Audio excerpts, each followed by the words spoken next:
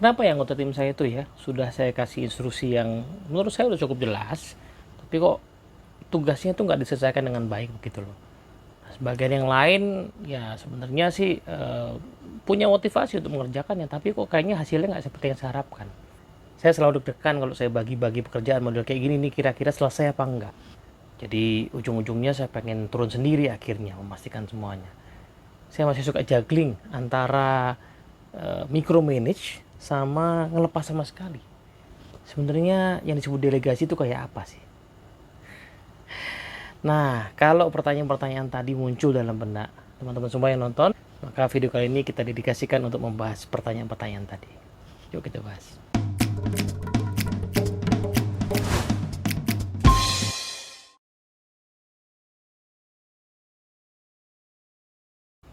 Halo teman-teman semua, video ini masih merupakan serial dari Dunamis Insight ya. Kita masih bahas soal leadership. Di beberapa video sebelumnya saya bahas soal leaders mindset, yaitu gimana kita sebagai leader itu perlu punya pola pikir ya, bergeser dari saya bertanggung jawab atas pekerjaan saya menjadi saya bertanggung jawab untuk mencapai hasil melalui orang lain. Nah, konsekuensinya tentu saja kita berarti perlu membantu tim kita untuk bisa ya, punya motivasi yang cukup ya untuk bergerak. Makanya ada salah satu praktek yaitu leadership conversation, di mana tujuannya adalah kita bisa menemukan apa yang memotivasi anggota tim kita supaya mereka punya level of engagement yang cukup tinggi. Nah, itu satu sisi ya. Jadi kalau kita lihat ada dua sisi lah paling tidak yang menggerakkan seseorang untuk bisa menuntaskan tugasnya. Satu sisi memang yang disebut sebagai motivasi atau engagement, tapi di sisi lain tentu saja kita bicara soal kemampuan. Nah, dua-duanya sama-sama penting ya, dua-duanya sama-sama mendukung apakah seseorang akan bisa menjalankan tugas dengan baik atau enggak. Nah, di video soal leadership conversation kita sudah bahas bagaimana kita bisa mengenali kemudian memotivasi anggota tim kita lewat pertanyaan-pertanyaan coaching dan juga lewat proses one-on-one yang berkelanjutan. Nah, sekarang kita mau bicara secara kemampuan nih ya. Kita mau bicara secara kemampuan tapi juga ada hubungan sama motivasi juga sih ya.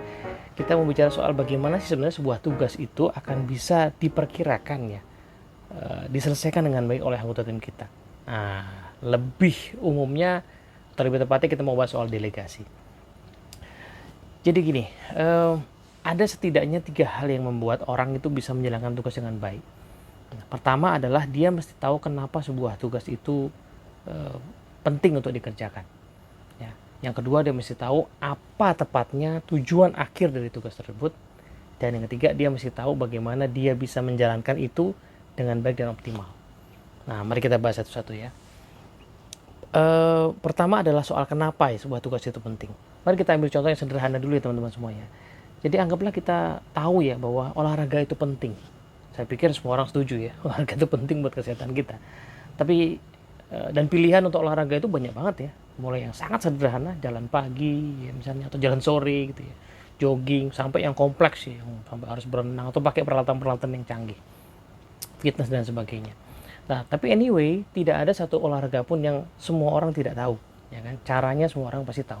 Pertanyaannya, kenapa tidak semua orang melakukan olahraga?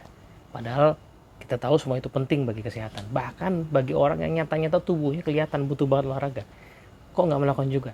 Nah, tentu saja bukan karena dia tidak tahu bahwa olahraga itu tujuannya membuat dia sehat. Tentu juga bukan karena dia tidak tahu bagaimana cara melakukan olahraga. Tapi yang pertama dan utama adalah sepertinya dia belum mendapatkan alasan yang tepat, alasan yang kuat ya untuk membuat dia bergerak ya menjalankan sebuah aktivitas olahraga tadi. Nah, inilah yang kemudian menggerakkan beberapa orang yang akhirnya tobat olahraga gitu ya. Misalnya, tiba-tiba karena sakitnya parah dan sebagainya. Nah, orang kemudian menemukan alasan yang akhirnya menggerakkannya untuk menjalankan hal-hal yang dia sudah tahu. Gitu. Nah, bagaimana dengan pekerjaan? Ini menariknya. Pekerjaan umumnya itu sudah punya target yang jelas. Kalau orang kerja di sebuah organisasi yang mapan, biasanya targetnya udah clear, turunan dari atas gitu ya. Kemudian bahkan cara menjalankannya juga barangkali juga cukup clear. Tapi yang sering kali tidak langsung didapatkan oleh seseorang yang mendapatkan pekerjaan adalah alasan kenapa sebuah pekerjaan itu penting dilakukan. Terutama kalau dia kerja di sebuah organisasi yang sudah cukup besar, layernya banyak, sehingga yang dia terima adalah langsung target. Nah, padahal kalau dipikir-pikir, tidak mungkin ada sebuah target yang tidak penting. Tidak mungkin ada sebuah prosedur, SOP, langkah dalam pekerjaan yang tidak penting. Pasti semua itu diniatkan untuk hal yang baik, Karena penting bagi pelanggan, penting bagi organisasi. Ya, cuman betul tidak semua orang, ya tadi karena saking gedenya organisasi, atau karena tidak semua orang anggota tim itu ikut dalam rapat-rapat ketika menentukan sebuah keputusan, mereka nggak langsung paham kenapa sebuah pekerjaan itu penting. Ditambah lagi, ya ini challenge berikutnya, tidak semua orang menjalankan sebuah pekerjaan yang merupakan cita-citanya sejak kecil. Ada sih sebagian orang yang memang menjalankan tugas yang memang sudah jadi cita-cita dia sejak lama. Anggaplah misalnya kita lihat di rumah sakit ya, yang namanya dokter atau perawat biasanya adalah orang-orang yang memang ya sejak lama ya menginginkan posisi tersebut. Tapi di rumah sakit itu kan perlu security, di rumah sakit perlu petugas administrasi, di rumah sakit perlu akuntan, di rumah sakit perlu auditor, di rumah sakit perlu pengurus gedung. Nah, tidak semua orang-orang ini adalah orang-orang yang punya motivasi mengerjakan tugasnya sejak kecil. Mereka mungkin menerima tugas begitu saja ya karena itulah posisi yang mereka terima. Sehingga tidak semua orang kemudian langsung menemukan tingkat urgensi, tingkat kepentingan ya, peran dia, kontribusi dia yang bermakna bagi dirinya. Nah, disinilah sebenarnya peran kita sebagai pemimpin untuk membantu tim kita memahami hal itu. Ya, membantu dia dalam proses one on one, barangkali ini salah satu momentumnya pada saat mendelegasikan, untuk memahami kenapa sebuah pekerjaan itu penting, kenapa sebuah report itu perlu dilakukan, apa krusialnya, apa dampaknya, apa benefitnya. Nah, bisa dua macam nih, bisa benefit atau dampak yang terkena ke organisasi ya, tapi juga bisa berdampak yang sebenarnya bermanfaat bagi dirinya sendiri juga. Ya, karena seringkali orang-orang nggak menyadari bahwa sebenarnya pekerjaan yang dijalankan sekarang itu mungkin nyambung loh sama cita-citanya. Dia berpikir pekerjaan dan cita-citanya itu dua hal yang terpisah. Tapi kalau kita kenal anggota tim kita, jangan-jangan ada sambungan yang bisa kita bantu untuk menemukannya. Nah, itu yang pertama ya. Jadi mengapa sebuah pekerjaan itu penting untuk dikerjakan itu adalah salah satu percakapan kepemimpinan yang perlu kita bangun, kita bantu tim kita untuk menemukannya, terutama pada orang-orang yang level engagement-nya masih agak-agak rendah atau pas-pasan lah gitu. Nah, itu yang pertama. Nah, yang kedua adalah orang akan termotivasi atau mandiri mencapai tugasnya kalau dia paham betul, clear apa sih tujuan akhir yang ingin dicapai. Nah, ini jangan salah ya, harusnya kan tadi logikanya di organisasi apalagi sudah matang itu seringkali kita berpikir bahwa ya target itu udah clear. Enggak semudah itu, Ferguson. Jadi ada sebuah riset nih kalau saya nggak salah ingat dari Ryan Covey yang mencoba mensurvei ya karyawan ya di level pelaksana, level staff gitu ya. Berapa orang sih kalau ditanya on the spot ya, apa sih target tim Anda gitu, atau apa target Anda bahkan gitu ya. Itu ternyata kalau saya nggak salah ingat nih ya, sekitar 15%-an yang bisa menjawab seketika. Jadi sebagian besar itu bekerja setiap hari, tetapi mereka nggak aware atau nggak ingat atau jarang menengok-nengok sebenarnya target mereka apa. Ya harus lihat dulu catatan segala macam. Nah, apa dampaknya? Ya ini kan mirip seperti kita itu kemudian mesen taksi online atau ojek online atau mesen makanan untuk diantar ke rumah kita, tapi titiknya itu nggak jelas. Itu bisa nggak? Di zaman sekarang nggak bisa. Coba aja kita pesen Gojek gitu ya, langkah pertama yang harus kita lakukan adalah menetapkan sebuah titik ya, mau kemana dan kita ada di mana gitu ya. Nah, tanpa menetapkan dengan jelas kita nggak bisa kemana-mana. Nah, itulah yang terjadi dengan orang-orang di zaman sekarang ya.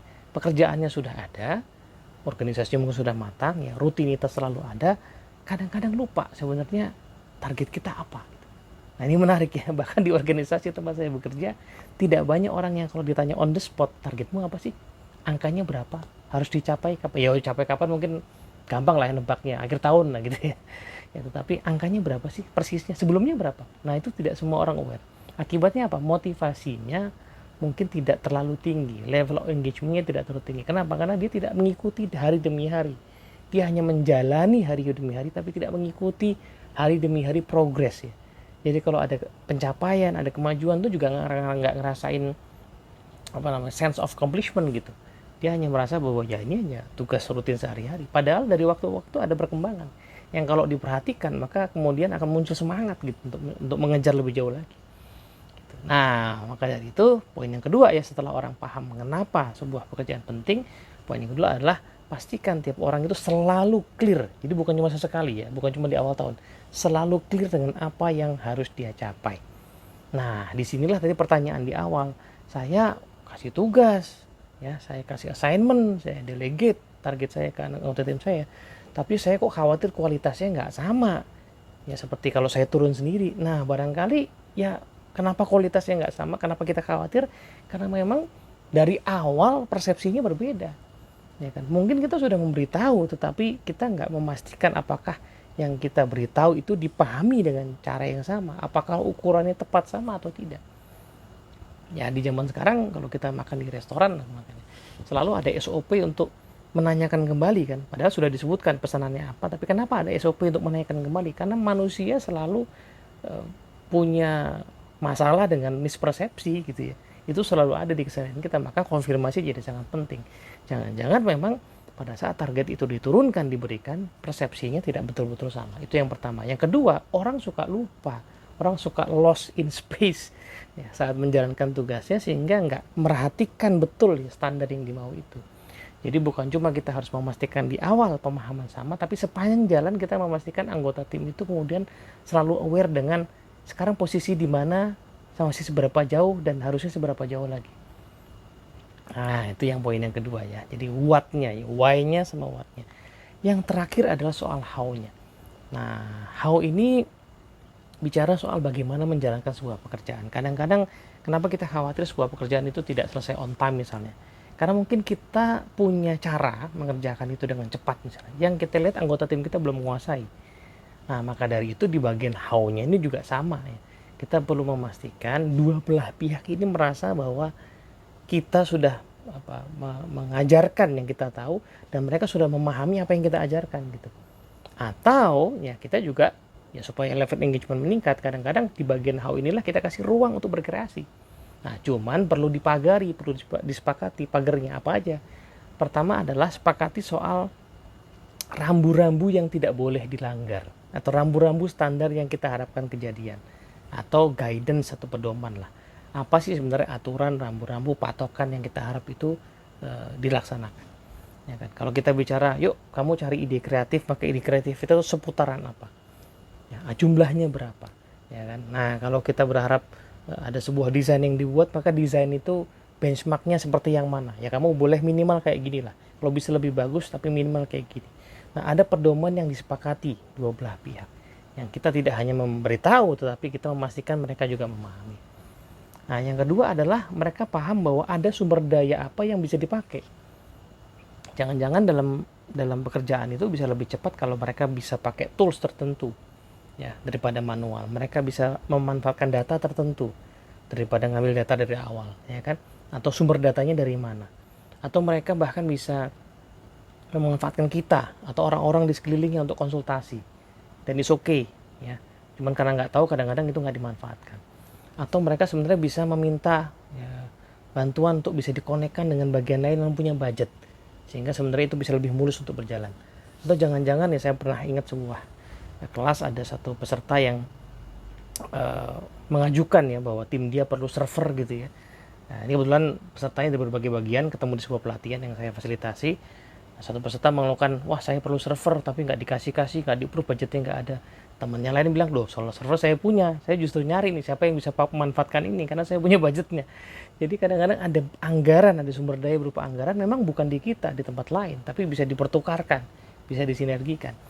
Nah, jadi poin yang kedua adalah apakah ada sumber daya resources berupa anggaran, orang, alat bantu, data, informasi yang bisa dimanfaatkan untuk membuat kualitas pekerjaan itu seperti yang kita harapkan. Nah, poin yang ketiga adalah kita perlu menyepakati ya proses akuntabilitas. Bagaimana kita akan mengecek kemajuan. Kenapa kadang-kadang kita jadi micromanage? Karena mungkin nggak menyepakati dulu seberapa sering kita akan ngecek, ya kan? Dan dia sanggupnya seberapa sering? Apakah akan dicek tiap hari, 2 hari sekali, 3 hari sekali, cukup seminggu sekali, cukup 2 minggu sekali, atau sebulan sekali? Itu satu. Apakah diceknya perlu ketemu one on one? Apakah lewat kirim data aja?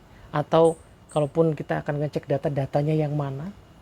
Nah, ini namanya menyepakati bagaimana kita akan mempertanggungjawabkan satu sama lain, ya, atau akuntabilitas. Kalau nggak disepakati, maka akan ada beberapa kemungkinan. Kemungkinan yang pertama adalah misalnya nih, kita merasa harus memonitor lebih sering, anggota tim kita merasa nggak perlu, maka kita akan bilang dia kok resisten, dia akan bilang kita micromanage. Kebalikannya, pada saat saya lepas aja begitu, padahal dia berharap sebenarnya masih dibantu, disupport, diajakin ngobrol, dimonitor, maka dia bilang kita abai. Kita bilang dia kayak kanak-kanakan, kok masih diminta dibantuin terus. Nah, daripada begitu mendingan disepakati aja, ya kan gitu. Nah, jadi bagaimana sih akuntabilitas itu akan dijalankan? Nah, yang terakhir adalah konsekuensi. Kadang-kadang orang tidak langsung aware akan konsekuensi dari tercapai atau tidak tercapainya sebuah pekerjaan. Ada sebuah penelitian menarik ya, jadi di sebuah rumah sakit itu ada kasus-kasus transplantasi organ yang suka terjadi kesalahan. Jadi ketukar datanya punya siapa gitu ya. Tentu saja jumlahnya nggak terlalu besar, tapi untuk ukuran kasus sekrusial itu ya tentu saja satu kesalahan aja nggak bisa ditolerir kan gitu ya. Nah, kemudian rumah sakit tersebut melakukan ya, survei benchmark yang penelitian ke rumah sakit lain, nah yang kasusnya tidak setinggi mereka atau bahkan nol gitu ya kesalahannya. Nah, ketemu ternyata adalah ada satu praktek yang sangat sederhana, yaitu di rumah sakit lain itu mereka tuh melakukan triple check sebelum melakukan tadi transplantasi. Di triple check, ngeceknya 3 kali. Di rumah sakit ini berapa kali? Sudah 2 kali double check. Nah, hanya beda satu nih. Tapi seringkali orang yang menjadi pelaksana tidak paham bahwa satu ini impact-nya sekrusial itu. Nah, mereka merasa, udah dicek 2 kali. 1 kali lagi ini kayak wasting time-nya. Iya, betul. Kelihatannya wasting time. Tapi ternyata yang 1 kali ini nih result-nya signifikan perbedaannya. Nah, orang kadang-kadang nggak aware dengan hal itu. Ya, sama lah mungkin dengan orang-orang di Indonesia ya. Yang kadang-kadang takut naik pesawat gitu misalnya ya, karena kamu terus ada kecelakaan macam-macam, padahal ya sebenarnya orang jauh lebih sering ya, celaka dan mungkin sampai merenggut nyawa itu karena kecelakaan di darat, karena naik motor nggak pakai helm. Sebenarnya itu yang lebih krusial, tapi orang nyantai banget. Kenapa? Karena nggak lihat datanya ya, nggak melihat konsekuensi secara empiris gitu ya. Nah, jadi maka dari itu konsekuensi ini perlu diskusikan, perlu dibuat sama-sama clear. Apa dampaknya kalau kita miss deadline? Apa dampaknya kalau kualitas tidak tercapai? Ya kan? Sebaliknya, ya kalau tercapai maka apa impact positifnya? Bisa jadi impact itu terkait dengan penghasilan, insentif, ya, bonus, reward. Tapi bisa juga tidak, ya tergantung posisi pekerjaannya. Nah, jadi poinnya ada 4 poin tadi ya. Pertama adalah soal guidance-nya, kedua kemudian soal sumber daya yang bisa dipakai, akuntabilitasnya, dan terakhir adalah soal konsekuensinya. Nah, di sini lengkaplah nih ya. 3 poin besar yang membuat orang bisa mandiri menjalankan tugas, yaitu dia paham betul kenapa sebuah tugas itu penting, dia tahu persis ya, tujuan target yang ingin dicapai, dan dia tahu paham betul bagaimana bisa menjalankannya dengan baik. Nah, artinya kalau seandainya ada anggota tim yang kualitasnya tidak bagus, masih perlu kita monitor terus, saya masih ragu-ragu, tinggal kita cek aja poin-poin tadi, why, what, how tadi. Di bagian mana yang rasa-rasanya ada bolong di situ. Kita cek, kita lakukan one on one, kita coaching dia di situ. Ya kan? Nah, di sini 3 poin besar tadi sekaligus sebagai alat untuk evaluasi kita sejauh mana orang sudah memahami. Mas, kok repot banget ya? Masa semua tugas mesti di why, what, how seperti ini? Tenang, relax. Ini bukan untuk semua tugas. Ini hanya untuk tugas yang kita lihat tim kita masih belum cukup optimal, belum cukup mandiri, belum cukup bisa kita lepas. Sementara bagi orang-orang yang sudah bisa kita lepas, atau bagi tugas-tugas yang sudah bisa kita lepas, kita lihat sudah punya kemampuan, ya nggak perlu sedetil ini. Kita cukup kasih penjelasan soal why sedikit barangkali, atau kita kasih targetnya, dia sudah bisa jalan sendiri, nggak perlu. Tapi untuk tugas-tugas tertentu yang rasanya masih belum optimal, atau untuk orang-orang tertentu yang rasa-rasanya masih belum optimal, pastikan why, what, how kita jalankan dengan baik. Semoga bermanfaat. Assalamualaikum warahmatullahi wabarakatuh.